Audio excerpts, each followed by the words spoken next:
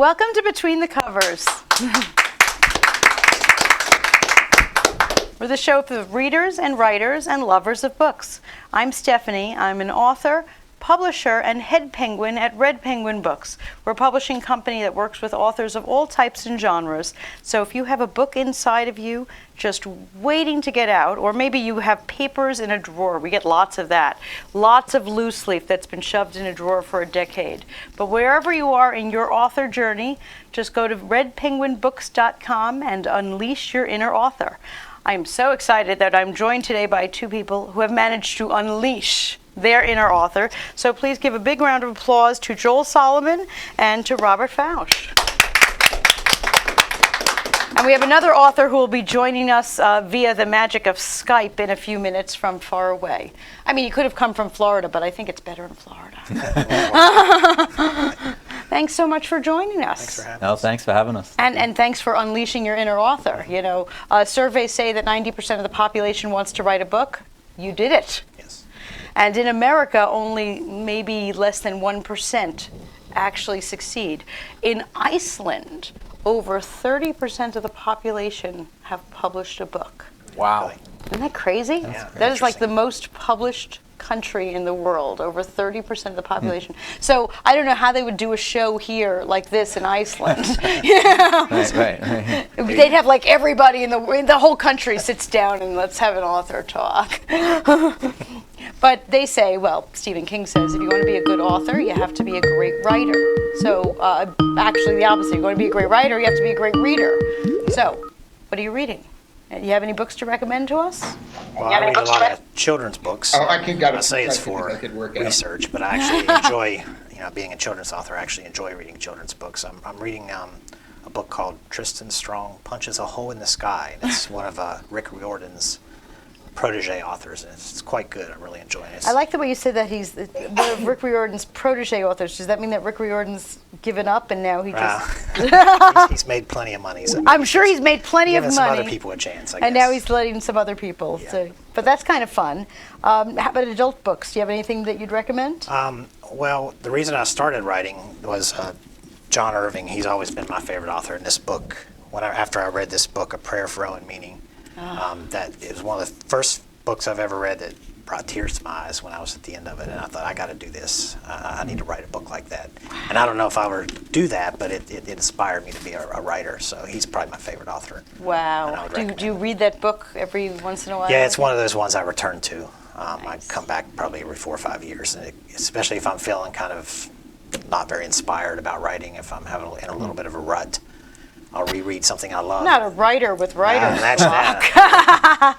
And it'll reignite my passion for it. So Fantastic. he's probably my favorite. So. Oh, that's great. Did you bring 2 books? I thought I saw another Oh, one. yeah, because I'm a children's author, I'd have to recommend a children's book. I like that. I figured I better bring one. Yeah, A Wrinkle in Time. It's probably it's my all-time favorite children's book. And the movie came out like last year or so. Was the movie any good compared to the book? It's when you love a book and then you see a movie, it's like it was okay, but the book you can't top. I always tell people the book is always better. Yeah, rarely. That's true. I don't know. Have you ever seen a movie that the movie was better than the book? Can't think of one off the top of my head. No. Okay, there is one. Jaws. Seriously, the book was. I mean, it was a bestseller, but not because it was well written. Right. I mean, even the author will admit that it wasn't a well-written book. The movie was better. You're right. Absolutely. Joel, how about you? What are you reading, or what would you recommend? I'm for us? reading, well, I read this book twice a year, Think and Grow Rich by there's a Napoleon Hill. good book to read twice a year. It's a classic. Oh, it looks and, like you've read it a lot. Yeah, it's got some Yeah, look at that. lines throughout the book. I love that. There's a lot of great quotes, a lot of inspiring sayings in there that inspired me and helped me to write my books. Fantastic, Yeah. fantastic. Think and Grow Rich by Napoleon Hill. Took 20 years to write that book. Did it really? Yeah, he was commissioned by Andrew Carnegie in 1919 to interview hundreds of people around the globe that were successful, Right. and then write a book about it 20 years later. So Carnegie said, you can't actually write the book for 20 years. You have a choice. He gave him a minute to make the decision. Wow. And Napoleon Hill, with a wife and one child and one on the way, decided to write a book without getting paid to do it. Wow.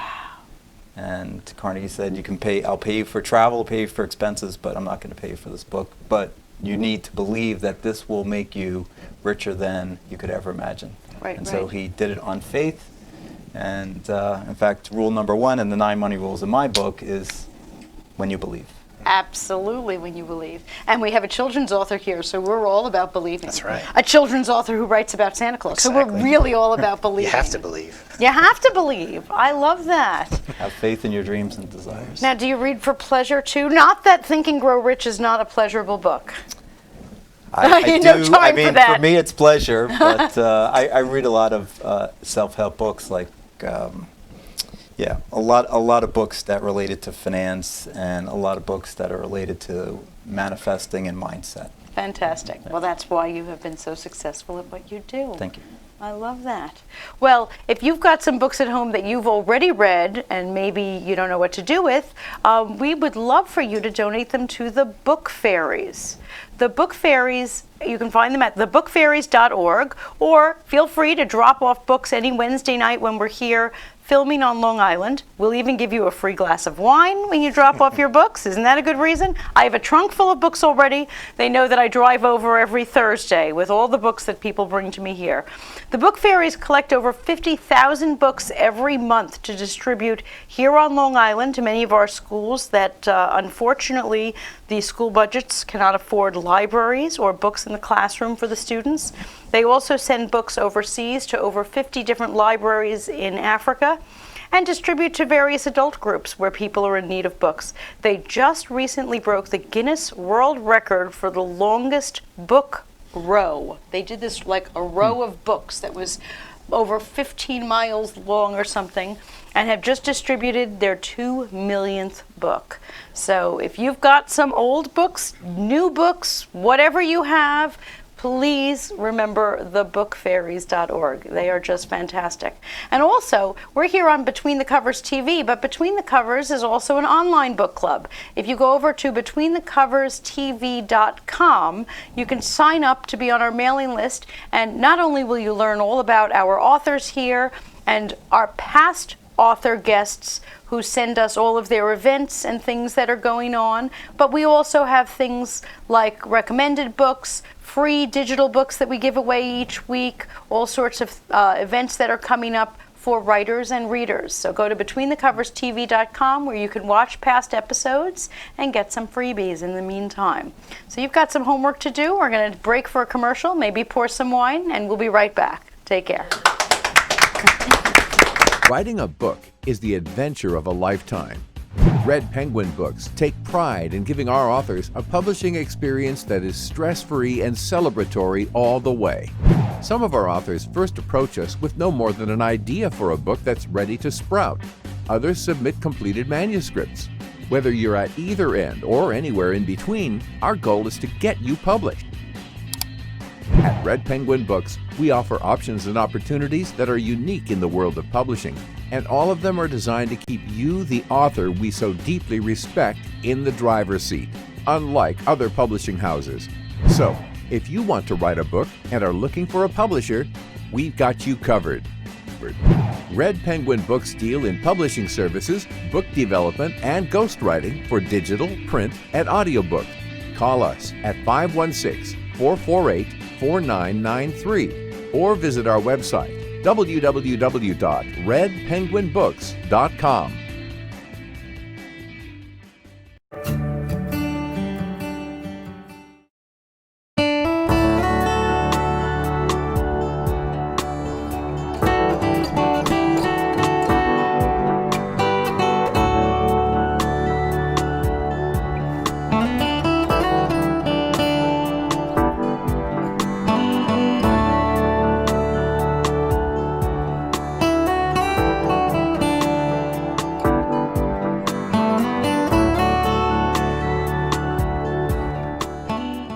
Writing a Welcome back to Between the Covers. Thanks for joining us. Our first guest joins us from, I believe, sunny Florida. Lucky him. David Wind wrote The Indie Writer's Handbook. Fabulous book. David, are you on with us? Hello, how are you? I'm great. I'm great. So glad to see you there. How warm is it out there? Not that warm. We're in a cold streak, so oh my goodness, it's down to about 68 or. Oh God, 68. How awful. I'm sorry. It's tough, but I'll survive. I am so delighted you came to join us. Now, David, tell us a little bit about yourself, some of your awards, and I know that you're like the head of the Florida Writers or something. Well, I'm the incoming president of the Mystery Writers of America, the Florida chapter. Fantastic. Congratulations. Thank you. And my books, I've written in my career 40 novels at this point. I'm working on my 41st right now. 40? Like 40? Yeah. Okay, you've just shamed me and everybody on the couch, haven't you? Absolutely not. I can't see anybody there, but that's. Oh, okay, so that's good. You can't see us to shame us. Over 3 decades to do it, so it's not a big deal. It is a big deal, and I congratulate you on that. But a little about me. I started writing back in the 80s. I write mysteries, thrillers, science fiction, and fantasy. I've gotten the Amazon Reader's Choice Award for one of my mysteries. My fantasy series has won from the Drunken Druid in Ireland, which is a literary.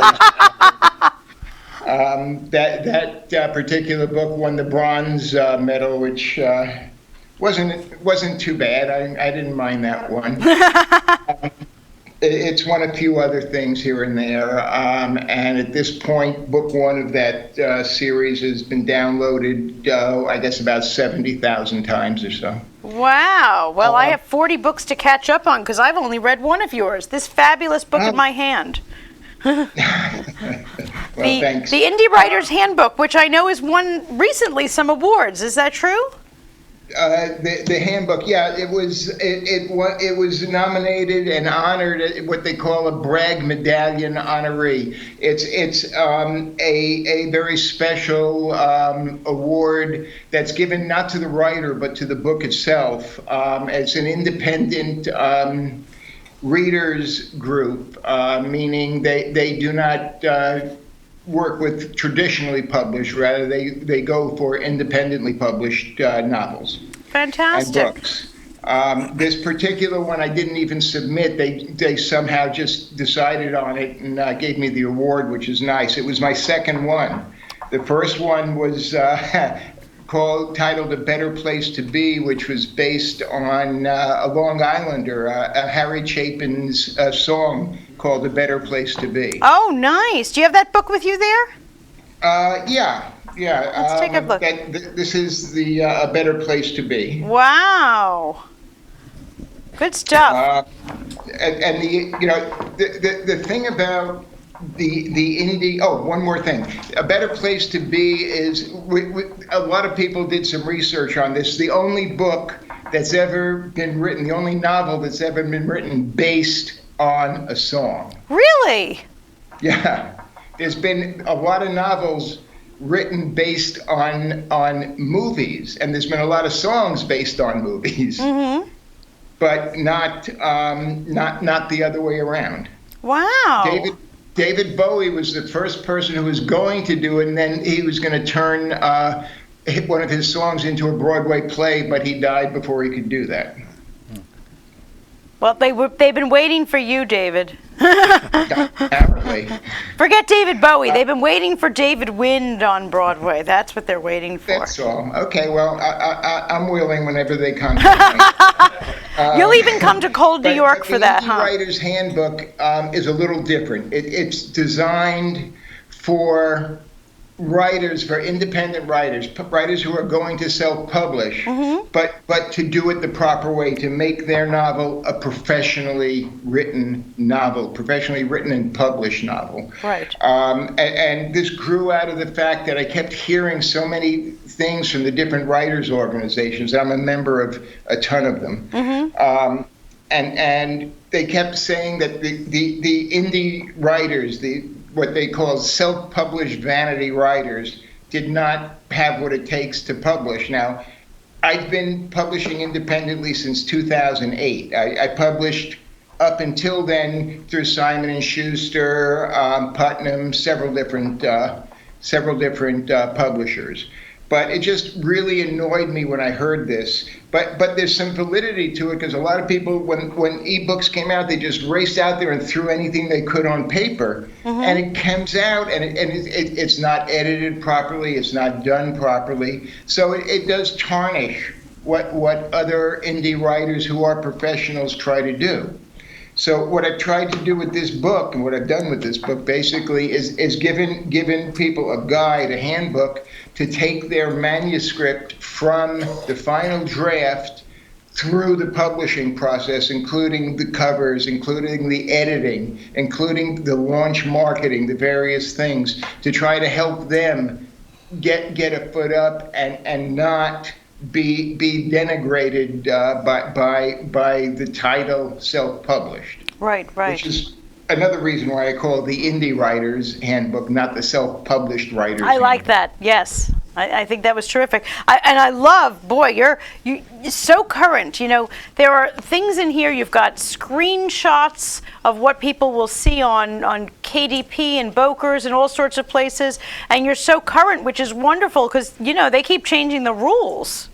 Yeah, they absolutely do. And what I have when somebody purchases a book, whether it's a print book or an ebook, is they have a password and in the back to get onto my website, where I'm updating everything as things change. Oh, that's fantastic. So as the rules of, let's say, Amazon or something else will change, you'll be reflecting that on the website, so the book will always be current. Absolutely.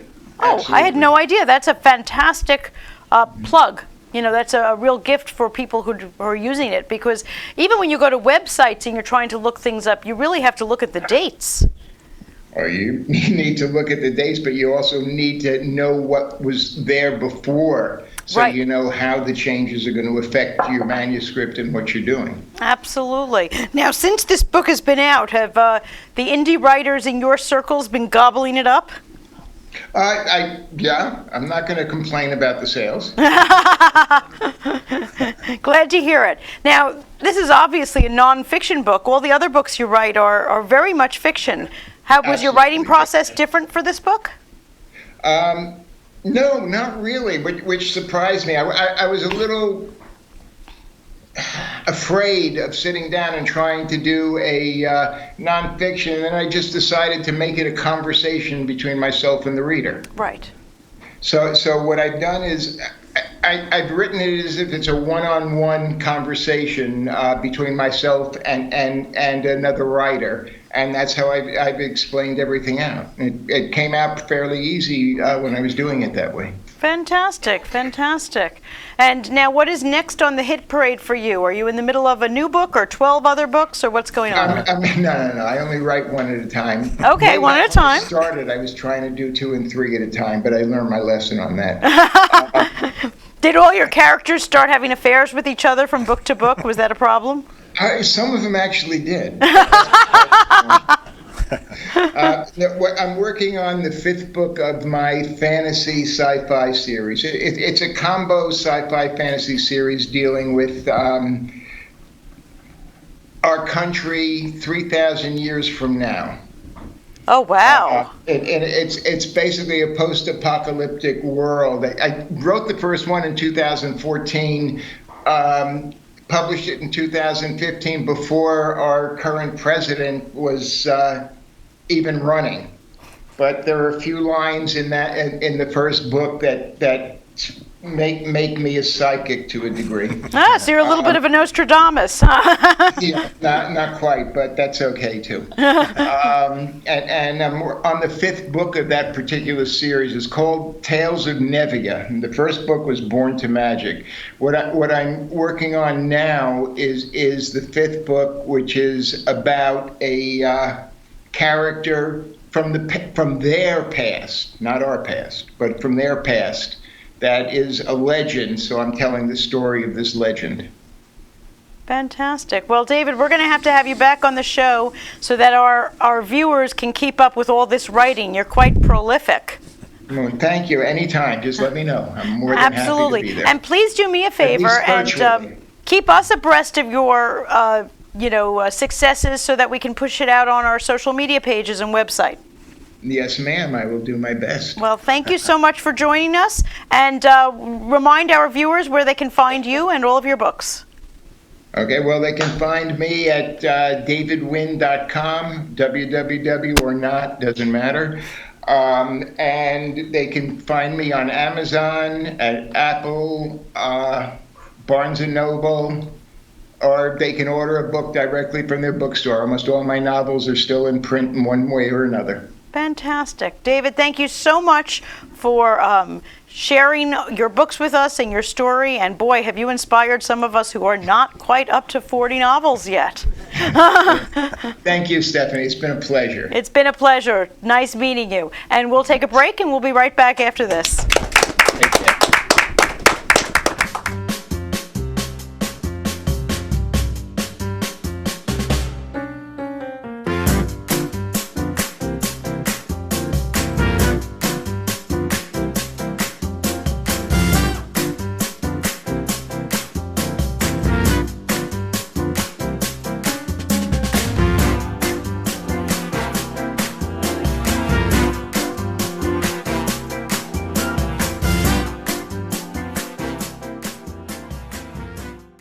Are you interested in writing, but you're unsure how to get started?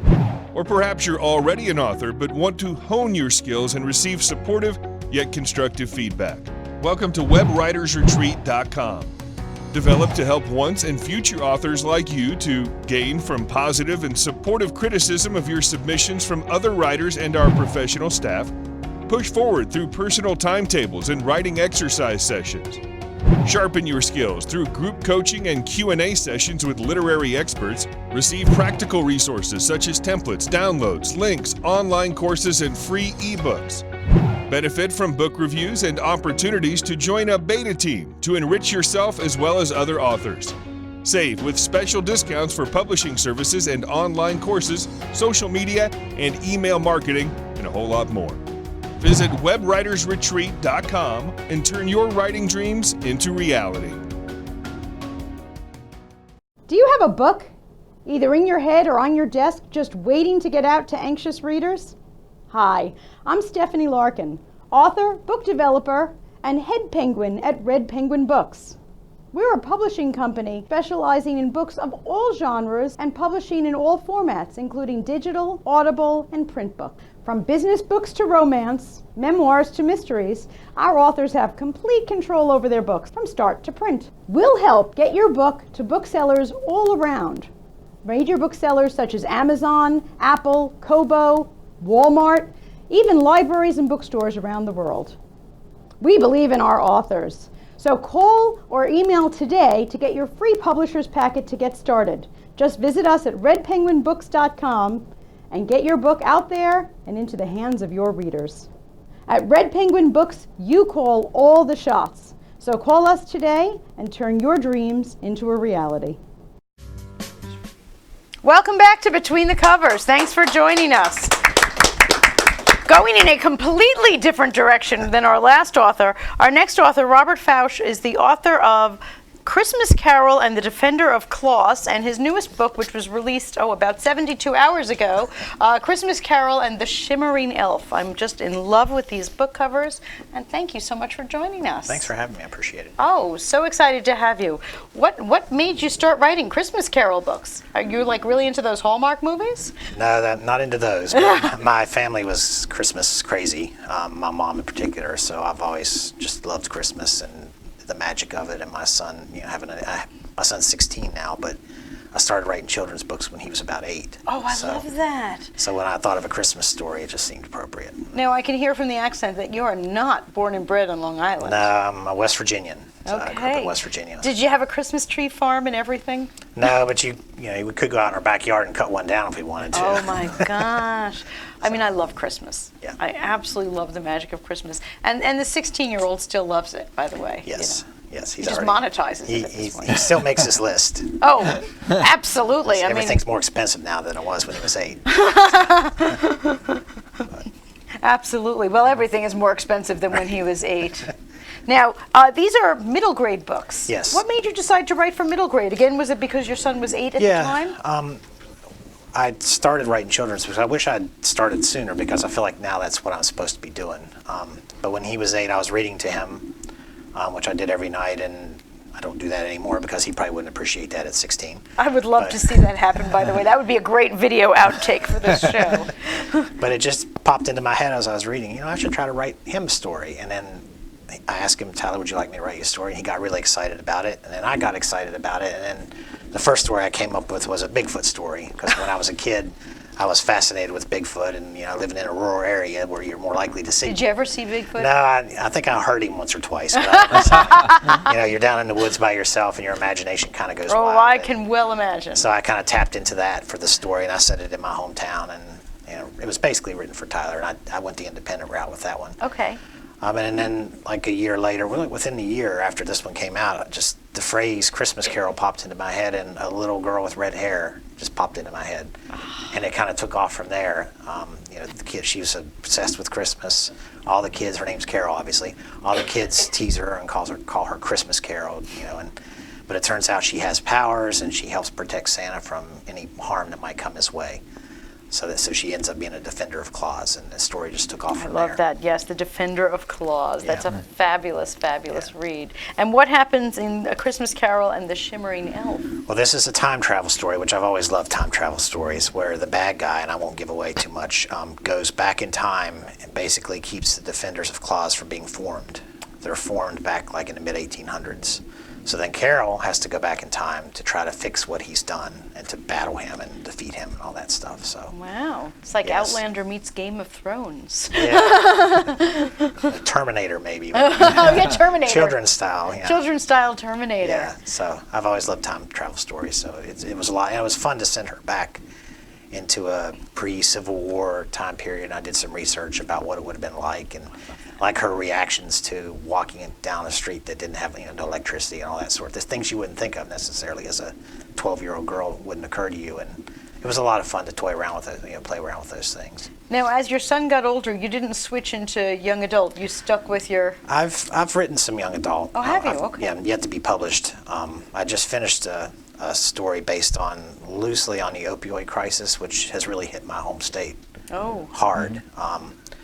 And I'm hoping to get that published. It's about a kid whose parents are having those sort of gosh. issues, and it's everywhere, but Right, it has right. really hit West Virginia pretty hard. So. Oh, I'm sorry to hear that. But yeah, so that's one of the things I love about writing, and even writing for children, is you can explore those issues. And a kid out there who's going through something like that Right. might read that book and be in some way comforted, or they feel like they're seen by somebody. So that's my hope eventually, if I can get it published. Even your description of Carol Yeah. seems to go with some of our issues like bullying Right. and self-esteem and all sorts of issues. What were you aiming for there? Yeah, definitely. She's people make fun of her, but she's kind of true to herself, and she's pretty strong, even though she doesn't necessarily realize it at the beginning. And then once she finds out that she has these powers, it sort of comes out of her, this strength. And I guess it's sort of a metaphor for that, just finding your own inner strength. And, That's right. Yeah, and standing up to the bullies in whatever way you can, or just not letting them bother you. Right. So yeah. Right, finding your true self, too. Exactly. That's such a huge theme in children today. Now, is there going to be a third Christmas Carol book? Or is this... My cousin's wife just messaged me and said she had just finished the second one. She said, I want to read the third one now. And I'm like, well, I haven't written it yet. So that might be a problem. Isn't that the most wonderful thing to hear as It an is, author, yeah. that people want to read the next book that It doesn't is. even exist? It's very rewarding. I have some ideas I'm tossing around, but I haven't quite gotten into it yet. This one, there were 2 years between these 2 books, so if I do another one, it would probably be another couple of years, I'd imagine. It takes me, I have a full-time Unless job. Joel changes your whole mindset, because we're going to get to him and Right, in a there you go. minute on that. Exactly. You'll be out of here writing a book in a month after he He'll give me- finishes with you. Give me new tools to better be more efficient and all that. Next one, New York Times, an international bestseller. Absolutely. Yeah, if I start making a lot of money, then maybe that would be a good you go. inspiration to. Exactly. Quit that job and do this full time. Now tell me about your writing process. I actually write longhand. I'm ancient Oh that my way. gosh, I love this. And A longhand And the writer. reason is because if I'm sitting at a computer, it's just way too easy to check Facebook, check Yup, Twitter, yup. check whether I'm a Cubs fan, check whether the Cubs won, which, lately they've been winning, but for a long time they never won. It's just too distracting. So I like to be in a room in my recliner with a notepad and just write longhand. And then of course, obviously I type it in and I edit as I go. And Right. it usually takes me about 6 months. If I'm disciplined about a story, these would take me about 6 months to write. Okay. And then, between my regular job, my life and all that. And You're then allowed to have a life? I know, it's crazy. And then another 6 months or so of editing and getting feedback. I have a writing group. One of my writing group members is here tonight. Oh, wow, thank Sue. you. So we bounce ideas off each other, and they'll see things that, oh yeah, you're right, that doesn't work, and you work on polishing it and all that. So usually about a year for a book.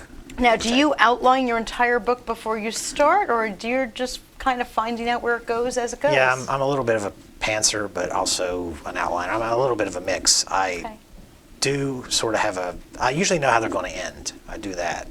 And then I'll sort of outline some chapters and basic themes of where I want to go.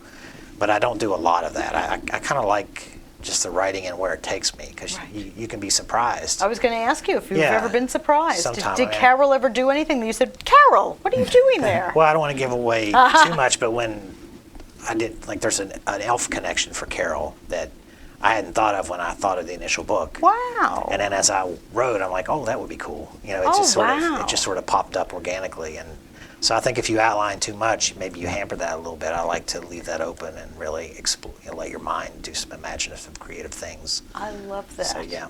I love that, leaving your mind open to that. I always hear that about fiction writers, just writing into the dark and letting the story go where it goes and let the characters do what they are meant to do. And I think, Yeah, sometimes they tell Wow. you in their own way. They tell you where they want to go. And do they whisper to you at night? Yes. Are you up at, I'm hearing voices. Yeah, I was going to say, is your wife going to tell me I hear voices Right. now too? Well, these people are in our bed. But they're sweet voices. They're sweet voices. Redheaded girls with stripes in their hair.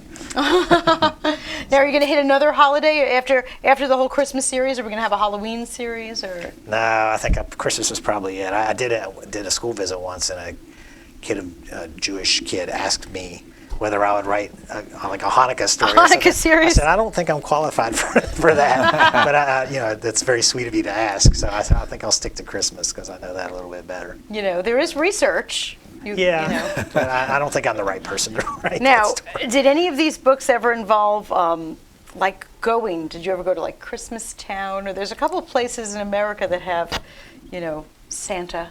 Well, I mean, New York is very heavy in the book just because New York City, and to me that's a very magical, It is. Christmassy place. I mean, So- Miracle on 34th Street. You can't get much more Right, Christmas and than that. that's in there, and Macy's Santa and all that stuff, and the Rockefeller tree. And, Right. and I'm actually doing kind of a cool thing. I did it for the first book, and I'm going to do it again. Is I'm going in once they light the tree.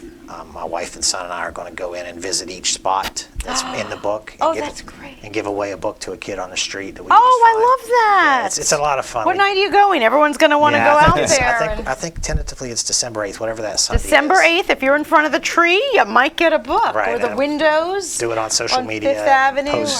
And I'm going to write a story. Carol's going to go with me, and she's going to interact with me and my wife and son on the trip. Oh my gosh, I love that. Yeah, so and I'll post it as we go during the day on Facebook and Twitter and everything. You're going to be mobbed. I hope so. You're going to have people all over the place. Would you please do me a favor, and when you do that, link to me, send it to me so that I can push it out to our viewers? Because that is such a cool thing Yeah, to do. it's a fun thing to do. December 8th, that's a Sunday? Yeah, whatever that Sunday, that weekend is. I had to Okay. wait. I wanted to wait till after they lit the tree. The tree will be lit by then. Yeah, and- and that'll be our last stop. Is the So you're tree. going to be lugging around a big bag. Yeah. These are hardcover, folks. Right. I mean, And I'll probably give away, both copies at each. Oh, for each boy. one. Probably 5 or 6 different spots. So. you better go to Manhattan that Yeah, day. well, that's what my 16-year-old son's for. He can carry it. So, Yeah, I knew children were for labor. right. That's exactly. I love that. I love that. Well, any words of tips for any of our viewers who may want to be writers of children's books?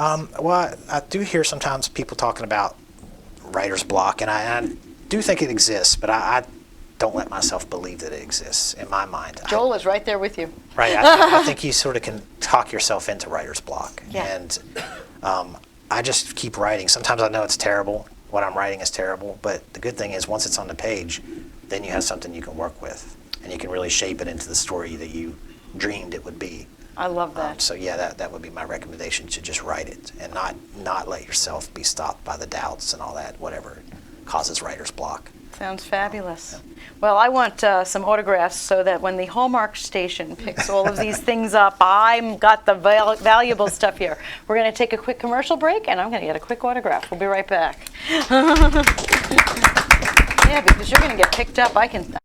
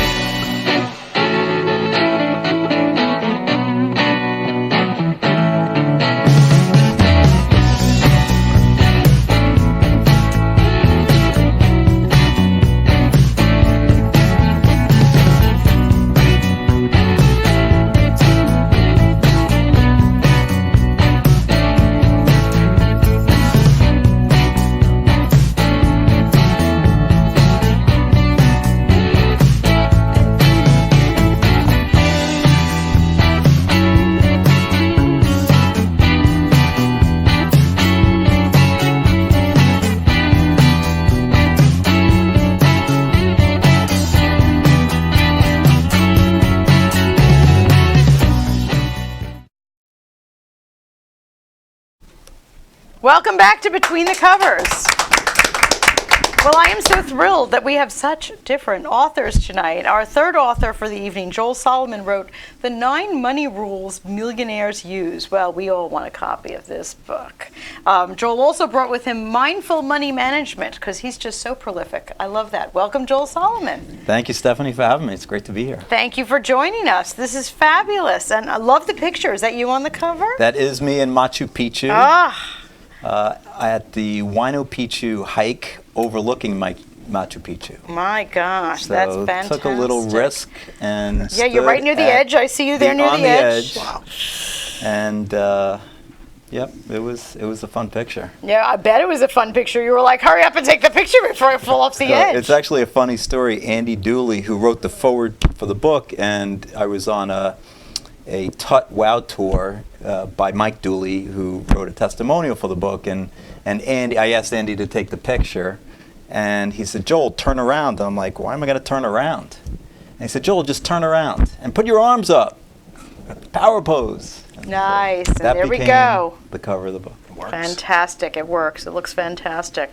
Well, our 9 money rules for millionaires use. I opened it up to read, and you didn't start by talking about, what I should be investing in. You were talking about how I need to think.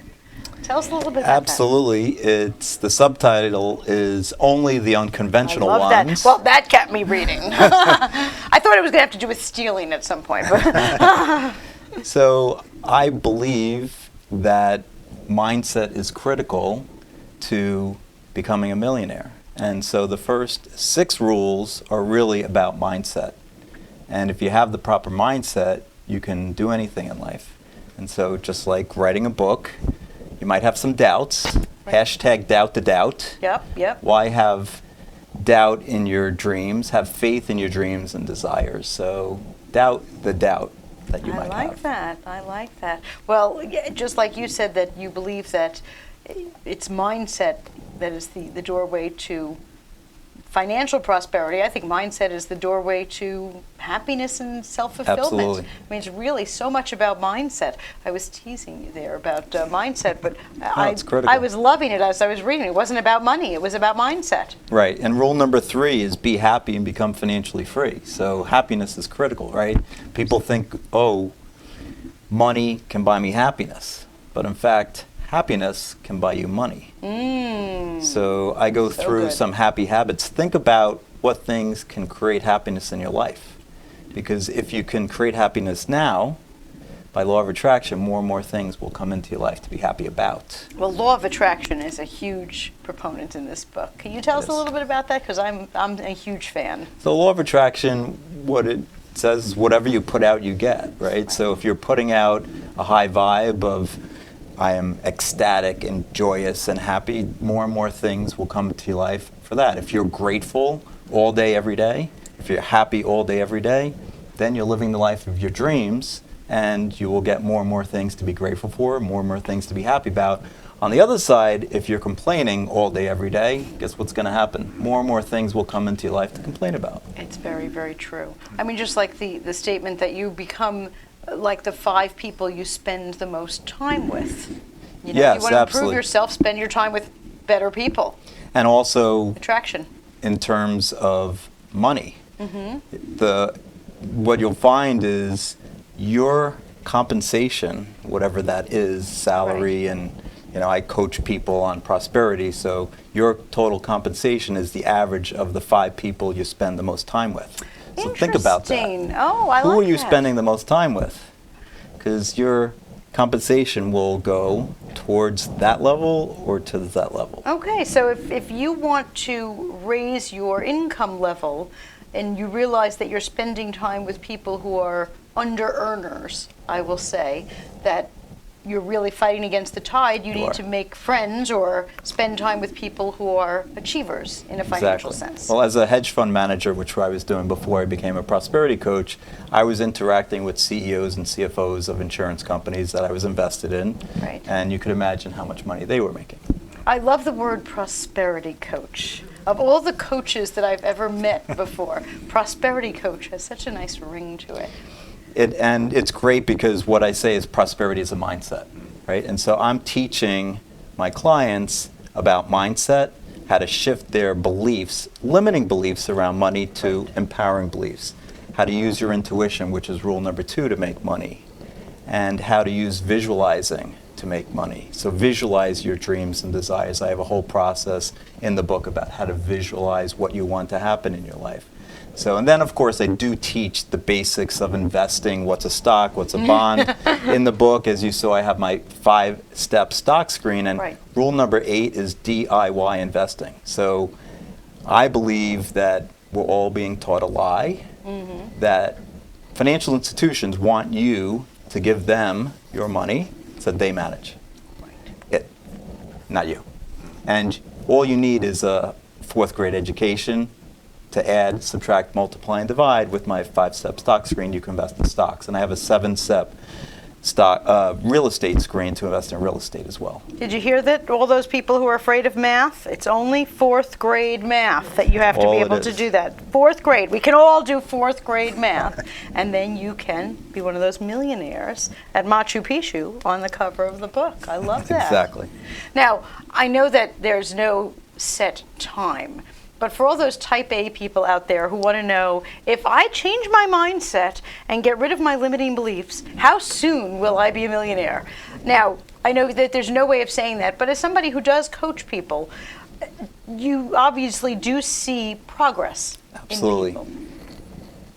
And I also say don't put a deadline on things. I totally Because get that. We're not that smart. So I can go through what I did, and while I was managing money at Citigroup as a hedge fund manager, talk about the law of attraction, I read the book The Secret. Okay. So The Secret talks about this guy who thought about this feather. And every morning he woke up, he thought about this feather. Every night before he went to sleep, he thought about this feather. And one day he's walking down the street, he looks down and he sees the exact feather he thought about in his mind. And then they say, you try. So I don't know why, but the first thing that popped into my head was cotton balls, pure white cotton balls. So every morning, starting in February 2008, I woke up, thought about cotton balls. Every night before I went to sleep, I thought about cotton balls, day after day. And then in April, it got warm enough in New York that I started going jogging with my daughters. Well, I jogged they were in a double jogging stroller. I was jogging, I was pushing them, 2 and 4 at the time. We went around the track a couple of times. We went to this park, we ran up the hill, we got to the playground. I got them out, pushed them on the swings, pushed them down the slide, and then put them back in the double jogging stroller, and we ran home. So it was May 31st, 2008. We ran around the track a couple of times. We get to the park, run up the hill, get to the playground, and I'm getting them out of the double jogging stroller, and I look, and all over the playground, hundreds of cotton balls. Cotton balls. Hundreds of cotton balls. So I thought it'd become a thing, and then it said you can put a check up on the ceiling, above your bed, write in an amount, paid to the order of Joel Solomon, from the Gratitude Bank of the Universe. And I did. An amount, multiples of what I'd ever made in my life. Lots of zeros. Huh? Lots of zeros. And then I said, I don't know how and I don't know why, but I do know the same energy that creates cotton balls creates money. Now, 2008, as you may remember, was not the best year in the stock market. No, it definitely was not. Market was down 40% that year. Financial stocks were down 57%, and I was just managing financial stocks. Now, I did manage to make a little bit of money that year, but 2009 was a better year. In January 10th, 2010, my boss called me into a conference room. He said, Joel, you had a good year last year. He slips a piece of paper to me. I flipped it over. It was within $1,000 of the check I had up on the ceiling. No. Yes. So it took me 18 months. And I also say, I didn't put a date on that check.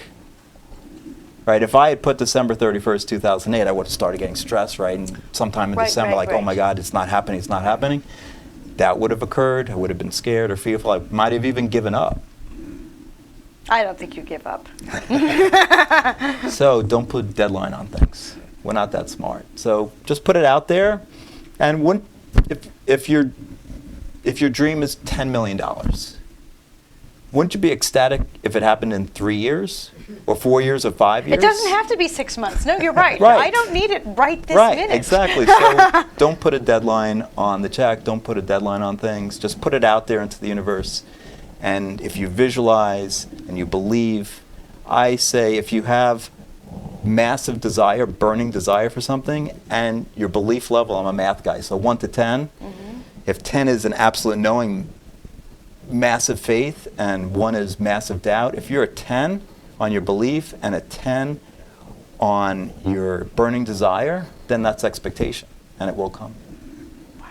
I think on the commercial break, a whole lot of people are going to be running over to buy this book.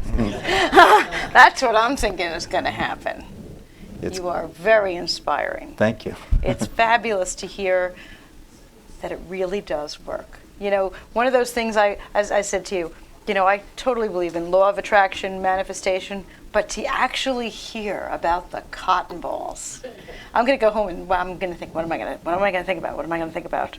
So start small, right? Have a baby step. That's what my baby step was. Right. Was cotton balls. So you have a baby step. Okay.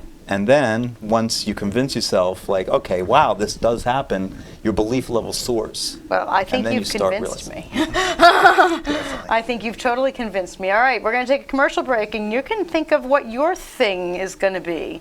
And you're going to think about it every day until you see it, and then you're going to believe. But in the meantime, you can go out and buy the book, too. We'll be right back.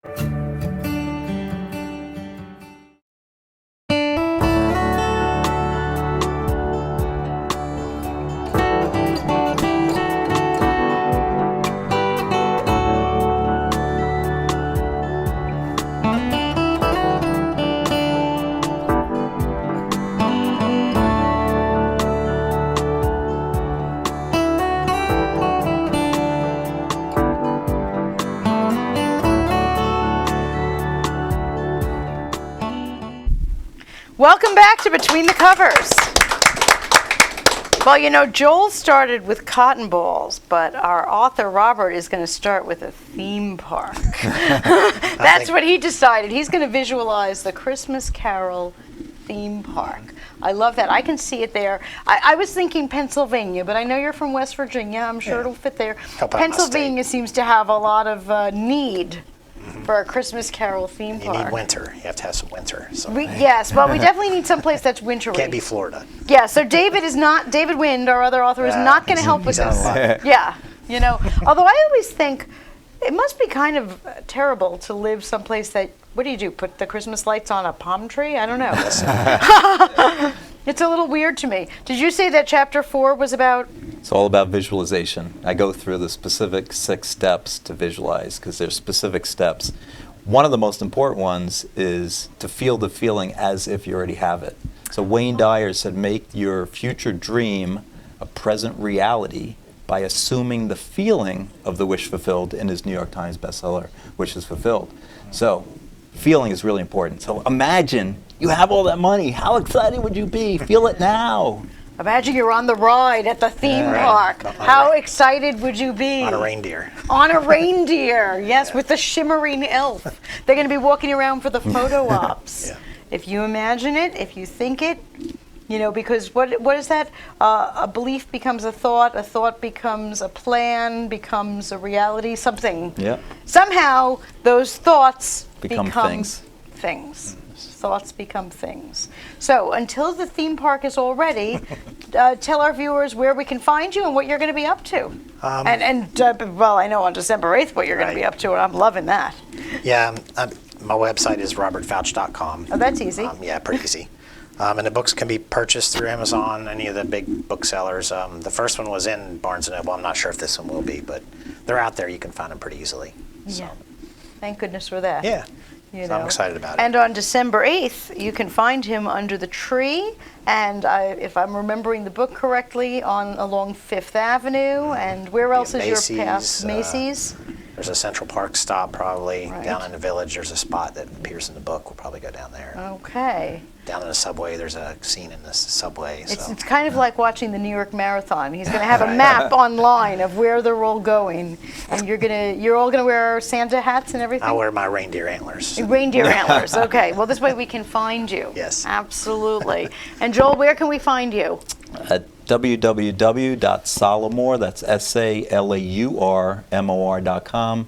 Also the book, www.9moneyrules, all one word, the word 9moneyrules.com. I like that. I could spell that easier than Yes. Salamore. I do have to show our viewers what's so cute. Joel brought for me a Salamore little money thing, and it's a squeezy thing, so when I'm stressed. But every time you squeeze it, you become a more abundant and prosperous. How does that work, that I'm becoming more... Just believe. Because if I believe, you see, I did put you on the right week with the Santa writer. I did, and then Robert brought candy canes. So I have dollars and candy canes. It's quite the interesting week. More abundance. I love the abundance, and it really worked with the Christmas theme. I think it was fantastic. So if you're looking for our authors, please visit them at their websites, or you can visit us at betweenthecoverstv.com. Watch old episodes, and all of their links will be there. And if I am so fortunate as to get Robert's map of Manhattan and where he's going to be, I will post it there, and he will be sorry, because we have a lot of viewers going out on that. And I hope you have a wonderful day, and please believe and be prosperous. Thanks for joining us.